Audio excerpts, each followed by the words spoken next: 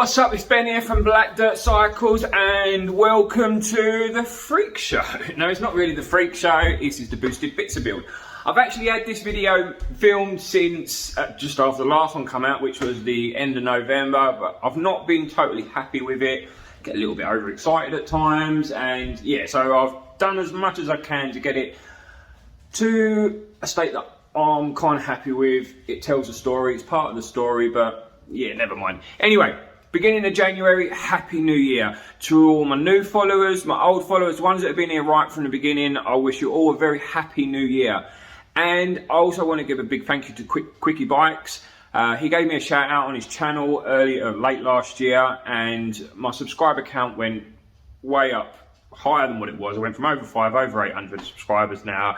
That's truly amazing. Thank you very much for that, dude. I really do mean it. Anyway, back to this. You know what time it is? Make your way over to the kettle, make yourself a brew, and meet me in the workshop, and let's go see what we've done recently.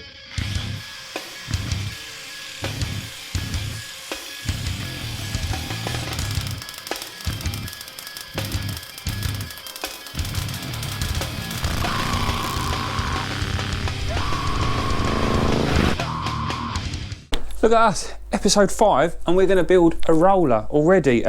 We'll get up close and personal with the welds that I finished off in the last episode in a bit, once we've sort of got it rolling on its wheels, so we can have a little walk around and see what we think.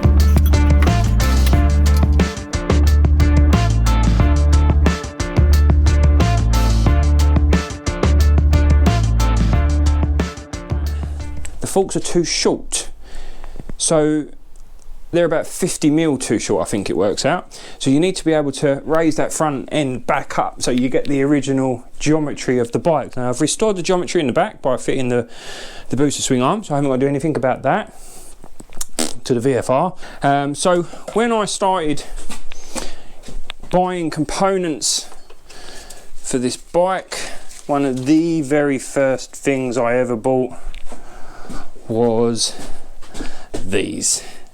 Absolute, look at that, how freaking cool are they? These are called reverse fug yokes, built by Bandit, no, not Bandit Bits, Billet Bike Bits I think it's called. I could be wrong, sorry if I'm wrong and I've got the wrong company, but yeah. So you tell him all your width, your offset and everything, and these are the reverse yokes, so it means that the bolts are on the front. If they was normal fugs, bolts would be on the back of them. Got new bearings to go on. What have I done with those? I tell you, I would forget my nuts if they weren't in a sack. Is this them? It looks like them. Is this the bottom or is this the top? I don't know. Let's go for a walkabout. No, okay. That's the top one. This is the bottom one, bigger box. So I'm just going to install the new inner race. The outer race, like I say, I won't swap that until I powder coat the frame. So I'll put that somewhere safe. I better put it in one of those safe places where you end up in like 6 months time going, where the fuck did I put that? Yeah. Oh wow. Ta-da! I've got to admit, I don't know if you noticed, but I wasn't quite expecting that.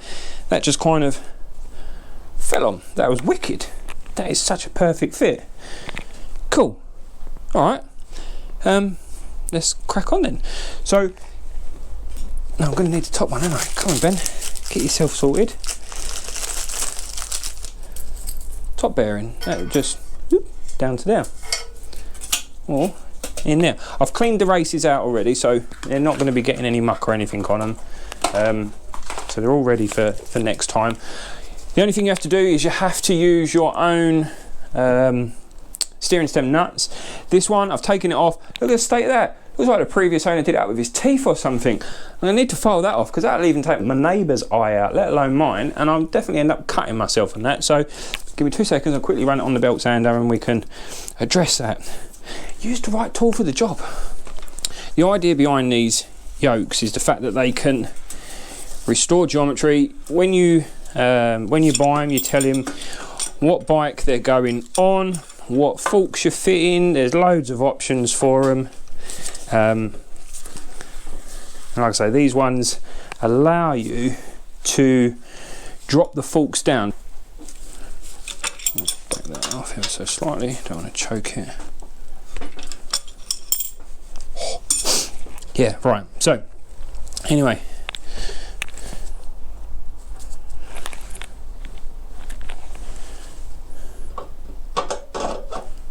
Ta-da!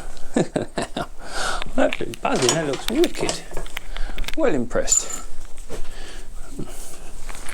I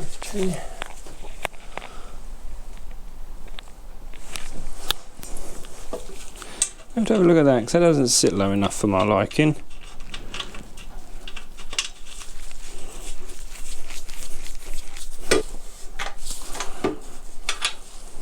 Cool, right, anyway.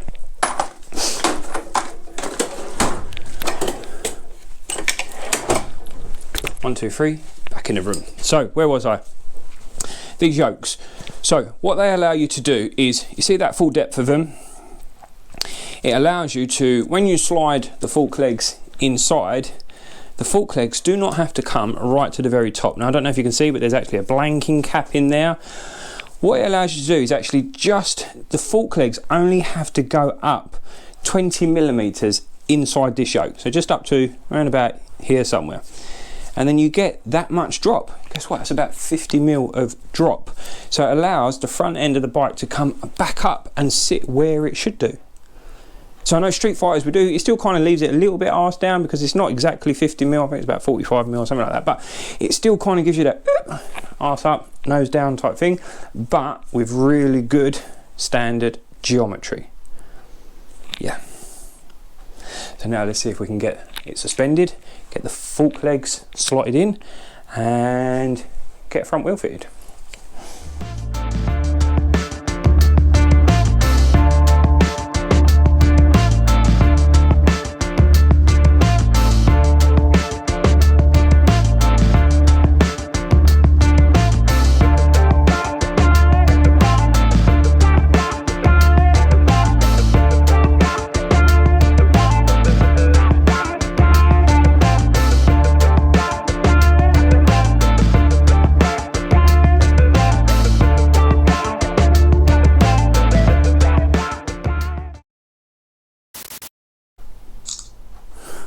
Don't worry, you didn't miss anything.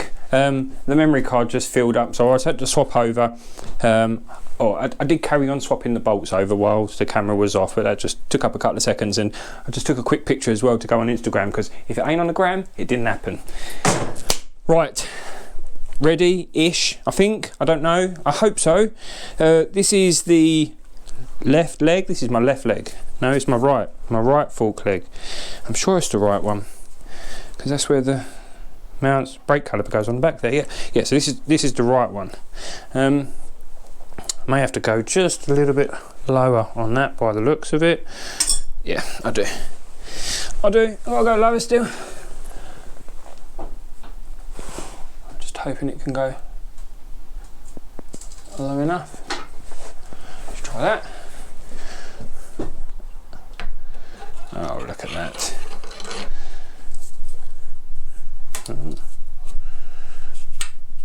Oh.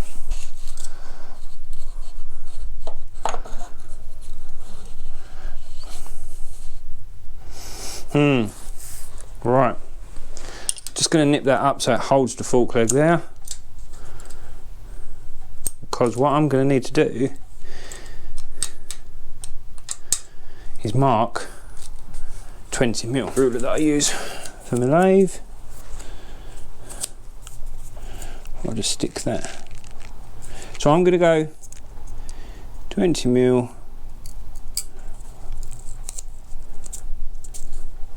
from the top of the fork legs So just stick my ruler there like that, and then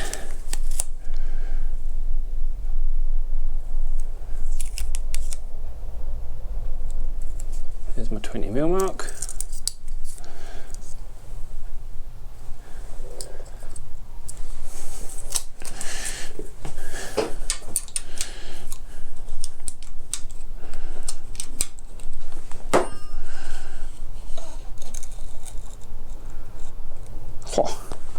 Just to there.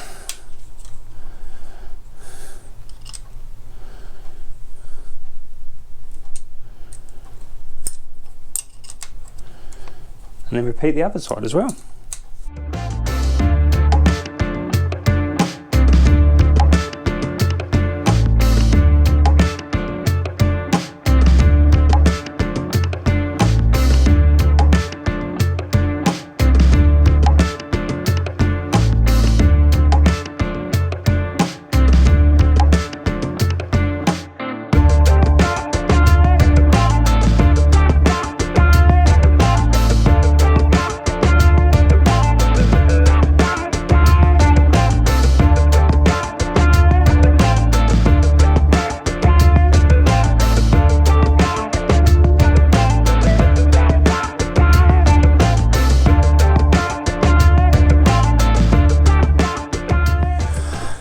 Right, we're back to the old trusty 19mm mic again, because I want to have a little bit of a move around after this. I'll zoom in real close so you can see these welds here. Seeing this bike come together as a roller, I don't know, it's a funny old one. I don't quite know how to explain it. For you, this is just, for most people, it's just a bike. But just remember, this is the bike that I've been dreaming about for the last 15 years. I've got that exact episode of Street Fighter right here, April 2005. You know, this is a long time that I've been thinking about this, and then all of a sudden I'm seeing it like so quickly come together in front of me. Yeah, so now I get to that point where I do a lot of sitting and staring, because it's just, I don't know, it's a bit, it sounds stupid, doesn't it? But it's hard to take it in sometimes of what's going on, how quick it's evolving, and then all of a sudden it's going to be there. So yeah, anyway, so yeah, welded, swing arm, forks on, absolutely chuffed to pieces with those yokes. Superb piece of kit. Yeah, so they're brilliant. They're brilliant.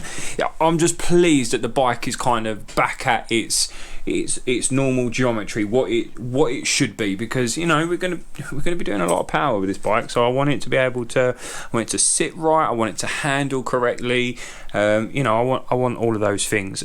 Changing over to the Busa swing arm, can still put a 200 section rear tyre in there.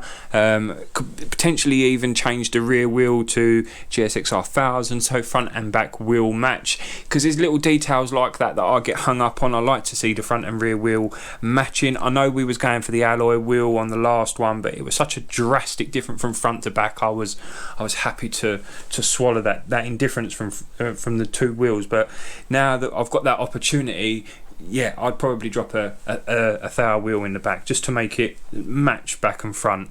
So yeah, like I say, that's going to be this episode.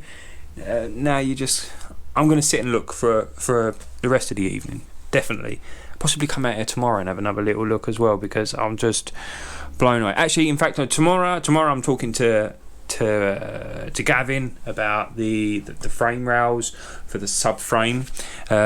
Need some little tabs welding on here so that we can then get that mounted on. That again is going to be another huge step for me, because that's even closer. That means I can then sit on the bike that I've always dreamt of. Yeah, wicked. I've got my chair out, and now I'm just gonna sit and look for a little while. See you soon.